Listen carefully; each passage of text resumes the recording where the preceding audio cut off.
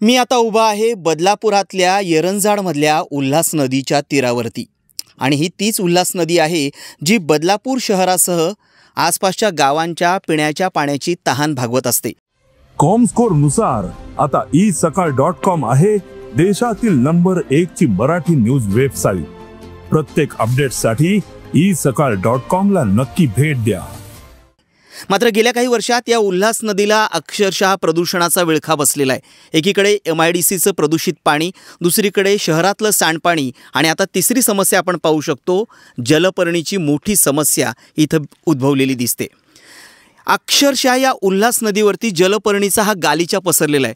गंभीर बाब म्हणजे पाणी जिथं प्रदूषित असतं, जिथं घाण असते, अस्वच्छता असते, त्या अस्वच्छतेवरतीच ही जलपर्णी वाढते। यावरून आपल्याला लक्षात येईल की ही उल्हास नदी किती प्रदूषित होत चालली आहे। आणि दुर्दैवाची बाब म्हणजे एकीकडे ही उल्हास नदी प्रदूषित होत असताना शासकीय स्तरावर मात्र ती स्वच्छ करण्यासाठी कोणतेही प्रयत्न होताना दिसत नाहीत। मयुरेश कडव, साम टीव्ही न्यूज, बदलापूर।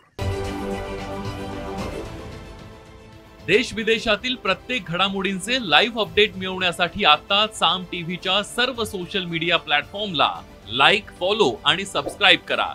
तसंच सर्व नोटिफिकेशनसाठी बेल आयकॉन प्रेस करायला विसरू नका।